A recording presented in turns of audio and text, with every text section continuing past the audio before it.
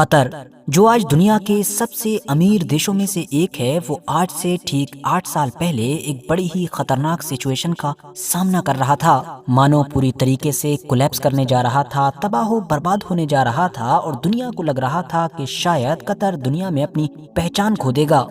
لیکن تبھی بالکل آخری وقت پر ایران کی انٹری ہوئی، جس نے قطر کو اس کے اتہاس کے اس سب سے مشکل بھرے دور سے صرف نکالا ہی نہیں، بلکہ اس طرح سے نکالا کہ اب قطر دنیا کے سامنے اور بھی زیادہ امیر اور بھی زیادہ طاقتور بن کر ابھرا۔ لیکن جانتے ہیں کہ بدلے میں ایران کو قطر کی طرف سے کیا ملا؟ اگر خود ایرانیوں کی زبان میں ہی کہیں تو پیٹھ پر خنجر، مطلب کہ دھوکہ ملا۔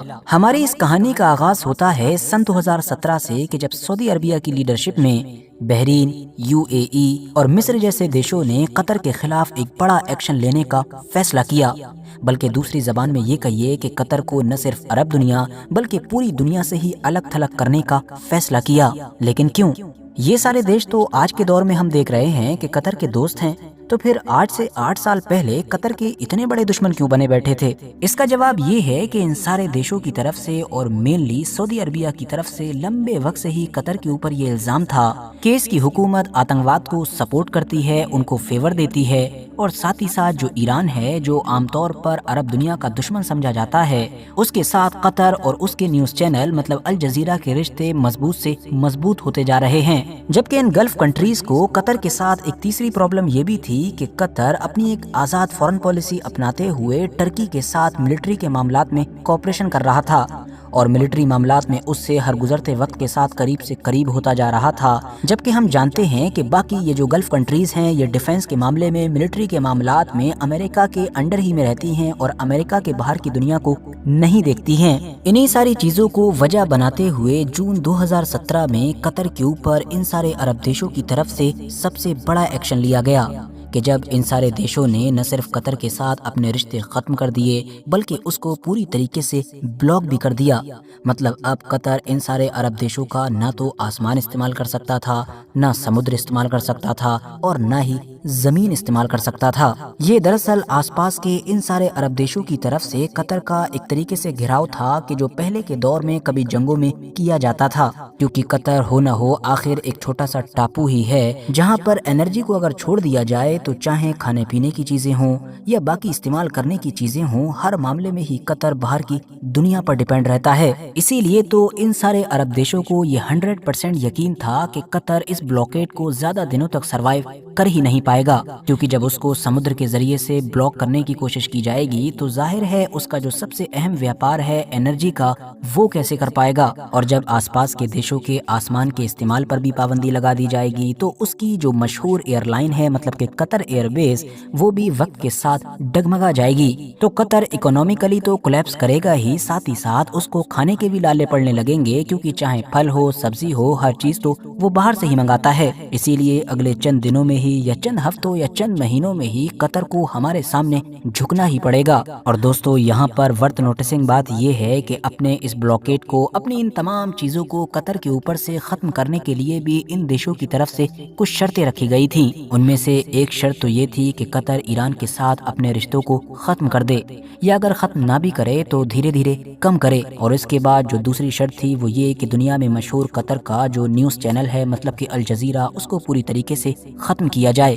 تیسری شرط یہ تھی کہ ٹرکی کے ساتھ جو ملٹری کوآپریشن چل رہا ہے اس کو بھی ختم کیا جائے۔ ویسے ساتھیوں، اب تک تو آپ لوگوں کو اندازہ ہو بھی گیا ہوگا کہ اس دور میں یہ سب کچھ کس کے اشارے پر کیا جا رہا ہوگا، کیونکہ ان 3 ڈیمانڈز کو سن کر ہی پتہ چل جاتا ہے کہ اگر ان کو پورا کیا جائے تو دنیا کی کن طاقتوں کا سب سے زیادہ فائدہ ہوگا۔ کل ملا کر اب قطر کے سامنے صرف 2 ہی راستے بچے تھے۔ پہلا تو یہ کہ وہ ان سارے عرب دیشوں کی بات مان لے اور ان سارے عرب دیشوں کا بھی جو ماسٹر ہے اس کی غلامی کو قبول کر لے، اور دوسرا راستہ یہ تھا کہ اگر وہ ان ساری ڈیمانڈز کو ماننے سے انکار کرتا ہے تو پھر ایسے ایک مشکل بھرے راستے پر چلنے کے لیے تیار ہو جائے کہ جس میں شاید وہ پوری طریقے سے تباہ و برباد بھی ہو سکتا ہے۔ قطر نے اس بڑی مشکل کا ابھی سامنا کرنا شروع کیا ہی تھا کہ تبھی اس معاملے میں ایران کی انٹری ہوتی ہے۔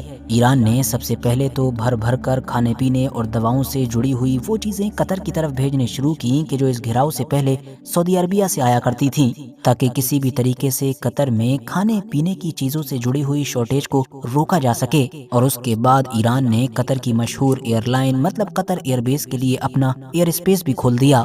और फिर बहुत जल्द ही दुनिया ने देखा कि वो कतर एयरवेज के जिसके बारे में इन सारे अरब देशों को ये लगता था कि यूएई, सऊदी अरबिया या बहरीन जैसे इन तमाम देशों का एयर स्पेस इस्तेमाल न करने की वजह से ये एयरलाइन डूबना शुरू हो जाएगी। अब उसका दुनिया के हर कोने में जाने का रास्ता ही ईरान से होकर गुजरने लगा था। अब क्योंकि ज़मीनी एंगल से कतर सिर्फ सऊदी अरबिया से ही जुड़ा हुआ था और वहाँ पर भी ब्लॉक कर दिया गया था, तो इसीलिए अब बाकी दुनिया से व्यापार करने के लिए या दूसरी चीज़ों को मंगाने और भेजने के लिए सिर्फ समुद्री रास्ता बचा था। और जैसा कि हम जानते हैं कि सऊदी अरबिया के कहने पर आसपास के अरब देशों ने समुद्री रास्ते पर भी पाबंदी लगा दी थी। अब कतर ना तो इनका समुद्री रास्ता इस्तेमाल कर सकता था और ना ही इनके पोर्ट्स वगैरह से कोई मदद ले सकता था कि जैसा कि वो पहले लिया करता था। इसीलिए अब इस मामले में भी ईरान ही मददगार बनकर सामने आया। उसने अपने सदर्न पोर्ट्स को कतर के लिए ओपन कर दिया, जो बाकी दुनिया से कनेक्ट रहने में कतर के लिए सबसे ज्यादा मददगार साबित हुए। इन तमाम चीजों के साथ साथ अब ईरान ने कतर को डिप्लोमेटिकली भी फुल सपोर्ट करना शुरू कर दिया। मतलब अब हर इंटरनेशनल मंच पर ईरान की तरफ से अरब देशों की तरफ से लगाई गई इन पाबंदियों की मुखालिफत की जाने लगी। किस्सा मुख्तसर ये कि सऊदी अरबिया की लीडरशिप में इतने सारे देशों ने मिलकर ये जो कतर के खिलाफ बड़े बड़े फैसले लिए थे और उसको पूरी तरीके से घेर लिया था। सिर्फ एक देश मतलब कि ईरान के जरिए से कतर इन तमाम पाबंदियों को बाईपास करने में कामयाब रहा। नतीजा ये हुआ कि कतर इन सारी पाबंदियों को ईरान और काफी हद तक टर्की की मदद से एक दो नहीं बल्कि अगले 4 साल तक झेलने में कामयाब रहा। और 2021 में भी जब ये तमाम पाबंदियां हटी, मतलब इन दोनों पार्टीज के बीच सुलह हुई, तो असली विनर कतर ही बनकर सामने आया। क्योंकि कतर ने ना तो इनमें से कोई इनकी डिमांड मानी थी, बल्कि सारे ही एक्सपर्ट्स ये मानते हैं कि ये सारी पाबंदियां इन अरब देशों पर बैकफायर कर गई थीं। ईरान और कतर के जिन रिश्तों को ये रोकना चाहते थे वो अब हद से ज्यादा मजबूत हो चुके थे।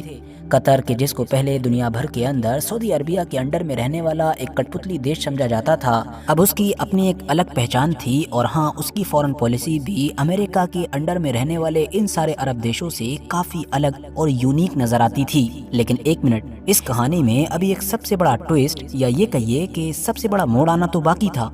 और वो मोड़ आया 2025 में, जब इजराइल और ईरान की जंग के बीच में अमेरिका की तरफ से उसकी न्यूक्लियर साइट्स के ऊपर अटैक किया गया। और बाद में पता ये चला कि अमेरिका ने ये अटैक कहीं और नहीं बल्कि अपने उसी मिलिट्री अड्डे की मदद से किया था कि जो कतर के अंदर मौजूद है। अब इसको ईरानी लोगों की जबान में आप गद्दारी कहें या फिर कतरी लोगों की जबान में मजबूरी और बेबसी कहें, लेकिन फिलहाल सच तो यही था कि कतर की जमीन पर मौजूद मिलिट्री अड्डे का सहारा लिया गया है। इसके बाद जैसा कि हम जानते हैं कि फिर ईरान ने भी चाहते या फिर ना चाहते हुए भी कतर के अंदर मौजूद इस अमेरिकन मिलिट्री बेस पर अटैक किया था।